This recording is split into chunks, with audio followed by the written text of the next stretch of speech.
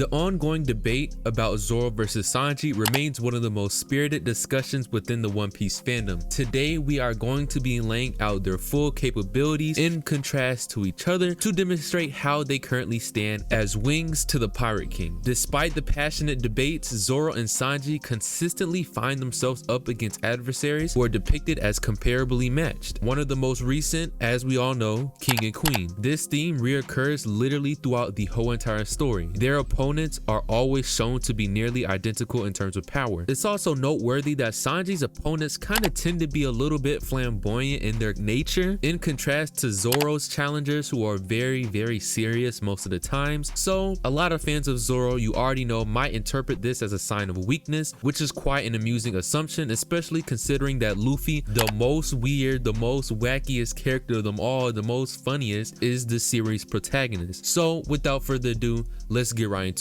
it. So we're gonna start the video off with Zoro himself. One of Zoro's best achievements in the series so far is his remarkable feat against Kaido, wounding him, giving him a permanent scar. This feat is closely followed by his win over King, a Lunarian whose unique abilities include enhancing his own durability and speed through the flames on his back, not to mention his capability to create and wield fire in combat. This presents a subtle but noticeable parallel to Sanji's own fire abilities. With King's ancient Zoan type adding another layer to his strength, his list of abilities is very extensive. So right now I'm just gonna list a couple of King's abilities that we've seen in the story. Mastery over flame control and manipulation, enhanced physical stats governed by the manipulation of his dorsal flames, bolstering durability or speed as needed, though as we know his increased speed comes with heightened vulnerability. The power to launch his head forward with explosive force using his double fruit, proficiency in aerial and also land combat, wings that serve as sharp blades, the ability to generate fire or air slashes, his demonstrated power by knocking Big Mom and her crew from the waterfall entrance to Wano, and proficiency in both armament and observation haki. These accomplishments stand as a testament to his powers, though they are sometimes either underestimated or exaggerated by the fandom. Zoro scarring Kaido, achieved at his utmost capacity, managed only to draw Kaido's attention with the use of Conqueror's haki, being noteworthy but not dominant, especially when compared to the natural conquer wielders like Kaido, Big Mom, and Luffy, who use advanced Conqueror's haki to clash mightily, splitting skies and extending its influence well beyond their physical forms. While Zoro has indeed coated his swords with it, his proficiency doesn't yet match up to those at the very top, such as Shanks and Mihawk. You know, we have those top goats up there. With Zoro cutting Kaido, a lot of people, including Zoro fans mainly, are really saying that this feat automatically places him above Sanji, but as it seems, it's kind of closer, and by a side-by-side comparison, this kind of dilutes the point. Prior to his battle with King, Zoro had been fully restored by legendary Meek medicine, which, while providing complete healing, promised a resurgence of intensified pain afterwards. Zoro's attacks on King, even when King was flameless, inflicted damage but did not result in any overwhelming defeat, despite the use of Conquerors and Ryu haki by Zoro. By contrast, had Luffy executed a similar attack with his haki, King would have been slumped within 3 seconds, no cap. It required multiple strikes from Zoro to ultimately beat King. The speculation is that if Zoro had employed Ashura, the battle might have concluded more swiftly, and personally I do agree that if Zoro did use Ashura, because as we've seen, Ashura is kind of that last stand kind of ability that Zoro has, so I do believe if Zoro would have used Ashura, the fight would have ended much quickly. So we're gonna move to Zoro's abilities. I'm just gonna list all the abilities that we've seen so far and all the abilities I can think of off the top of my head. We have Ashura, we have Ryu in combination with Emma, we have Conquerors including advanced Conqueror's haki, we have observation haki, masterful use of armament haki, the flame ren cutting technique, high pure attack power, and expertise in the art of swords mastery. Zoro boasts an impressive arsenal, and to be honest with you, only a few people can match what Zoro has. So now we're moving on to our yellowed hair Prince Sanji. Sanji's crowning achievement this far is his engagement with both King and Queen at the same time, and this was pre-Germa enhancement, managing this feat while at one point even burdened with Zoro injured at the same time. His victory over Queen later stands out as a remarkable accomplishment, one that even Marco, who was notably Whitebeard's strongest subordinate with regenerative devil fruit powers, found challenging. Sanji's resilience was further showcased when he absorbed a blow from a Nullarian Seraphim Jinbei without any haki defense, relying solely on his Germa enhanced abilities. This is noteworthy as even Blackbeard resorted to using his armament haki to ward off attacks from a Seraphim. Despite being perceived as less formidable due to his quirks and decisions during the Wano arc, Queen's capabilities are not to be be underestimated. His intelligence is often overshadowed by his behavior, but his feats are very formidable, so we're gonna list off, just like we did with King, we're gonna list off a couple of Queen's abilities. Queen managed to incapacitate and enrage Big Mom in his beast form. I know a lot of people want to talk about,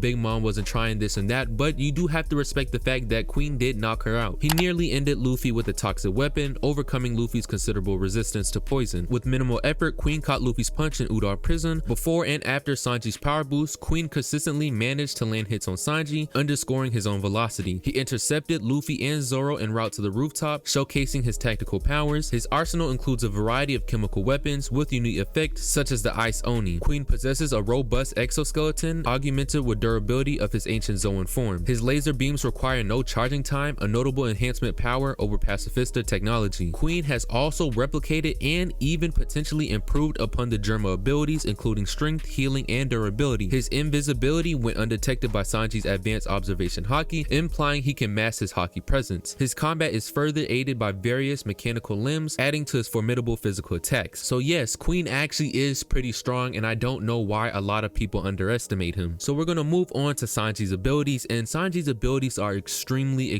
impressive. We have Hell Memories, which engulf him in flames for more potent attacks. We have Diable Jambe. We already know that move. There's no need to speak on that. We have his new move, Ifrit Jambe, offering an even greater speed boost and hotter flames, surpassing the temperature of King's Fire. We have his post-Germa enhancement. Sanji's speed is rivaled by only a select few in the series, such as Gear 5 and an inebriated Kaido in his hybrid form. His innate strength may now surpass Zoro's, independent of haki augmentation. Sanji's durability has increased significantly, surpassing Zoro's. He possesses a regenerative healing factor, allowing for quick recovery from injuries such as broken ribs. His exoskeleton provides additional resilience, realigning itself to repair damage. Sanji's observation haki is highly advanced, exceeding Zoro's, King's, and Queen's, evident from his ability to evade attacks from Katakuri and detect threats unnoticed by Luffy and Jinbei. And finally, he has also adapted an armament haki. So just like Zoro, Sanji got it like that. I know a lot of people are saying Zoro's a right-hand man, Zoro has the kingly ambition, but Sanji is right there. So finally, in a side-by-side analysis to this death, it becomes quite a challenge to avoid concluding that Sanji and Zoro are on equal footing. Sanji's arsenal presents challenges that Zoro might struggle with. Also, Zoro possesses elements in his arsenal that would equally trouble Sanji. Sanji's advantages in speed, durability, and regenerative abilities and observation haki are formidable, not to mention his flames surpass even those of King. However, Zoro's own capabilities, such as his Ashura technique, would likely rise to the occasion once he fully commits to the battle. Zoro's Ryu and Advanced Conqueror's haki could potentially overwhelm Sanji, but Sanji's counterattacks like Hell Memories and his Searing Flames remain a significant threat. Sanji's augmented strength, resilience, regenerative powers, and reinforced exoskeleton means he could withstand substantial punishment, as evidenced by him nonchalantly taking a hit from a Seraphim without haki. In a tightly contested battle, I would have to give it to Zoro, even though Sanji has all these hacks and abilities that could push Zoro to his limit. Assessing their capabilities suggests that they are evenly matched in terms of strength, yet the narrative provides sufficient evidence tipping the scales in Zoro's favor. Considering their physical power, Sanji might initially have the upper hand due to his enhanced durability from the Germa 6-6 enhancements. Previously, the series has suggested Zoro could endure more physical damage than Sanji, but Sanji's newfound resilience feat made him substantially more difficult to injure. In the realm of combat techniques, both fighters are exceptionally skilled, but Zoro edges out with his swordsmanship. The acquisition of Emma has elevated Zoro's offensive power to such heights that even the seemingly invulnerable Big Mom and Kaido had acknowledged the threat of his blade. And if you don't know that moment, just go back to whenever Big Mom said dodge Kaido. Despite Sanji's impressive fortitude, it appears not to rival the legendary toughness of these Yonko, placing Zoro's weaponry and skills in a more destructive category. The discussion extends to their haki abilities, where the comparison limited to observation and armament haki. Sanji's near precognitive future sight could give him an advantage. However, with Zoro's newfound Conqueror's haki, even advanced Conqueror's haki, the dynamic shifts significantly. As we know, this type of haki has repeatedly turned the tides in battles, capable of overwhelming formidable foes effortlessly. Zoro's victory over King, who possessed remarkable endurance and fire manipulation abilities, may offer a glimpse into how this clash with Sanji might unfold. Regrettably for Sanji fans, the current evidence suggests that Zoro had the superior edge in a potential duel between the two, but this does not mean that Zoro by any means necessary is going to wash Sanji. This would be the most extreme diff fight we've seen in the history history of anime. But whether you're Team Sanji or Team Zoro, one thing is clear. Over here with Shinobi Pirates, we rocking both Sanji and Zoro. Remember to smash that like button if you enjoyed this in-depth comparison, and don't forget to subscribe for more anime debates and breakdowns. Who do you think would win? Drop your thoughts and your own theories in the comments below. Until next time, peace out.